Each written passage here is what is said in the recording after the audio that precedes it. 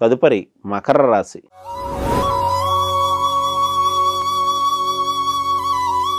మకర రాశి వారికి ఈ వారం గోచార స్థితిగతులు కనుక పరిశీలించినట్లయితే రాశ్యాధిపతి అయినటువంటి శని స్వక్షేత్రంలో ద్వితీయ స్థానంలో సంచారం నడుస్తూ, తృతీయంలో రాహు సంచారం, చతుర్థంలో గురుని సంచారం నడుస్తూ శుక్రుని చేత చూడబడ్డం, భాగ్యస్థానంలో కేతు సంచారం, దశమ స్థానంలో శుక్ర సంచారం, ఏకాదశ స్థానంలో కుజుని సంచారం, వ్యయ స్థానంలో రవి బుధుల యొక్క సంచారం నడుస్తుంది.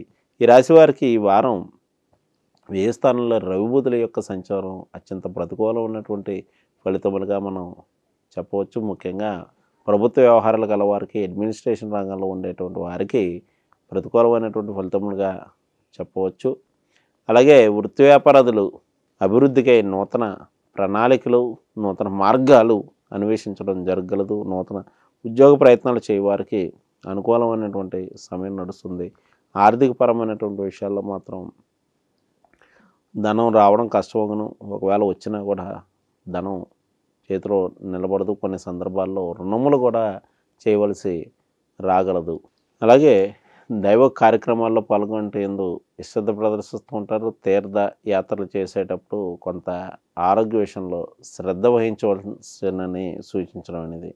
ఈ రాశి వారికి వారం ప్రారంభంలో ఆర్థిక కుటుంబపరమైనటువంటి విషయాల్లో స్వల్ప ఇబ్బందులు ఉండగలవు. వారం మధ్య నుండి దగ్గర బంధువులను కలుసుకుంటాం, దగ్గర ప్రయాణాలు వంటివి ఉండగలవు.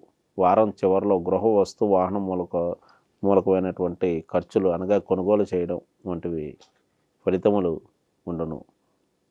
ఈ రాశివారు ఈ వారం చేసుకోవాల్సినటువంటి పరిహార విషయానికి వచ్చినట్లయితే వీరు విష్ణు ఆలయ దర్శనం, విష్ణు సహస్రనామ స్తోత్ర పారాయణం వంటివి చేసుకోవడం మంచిది.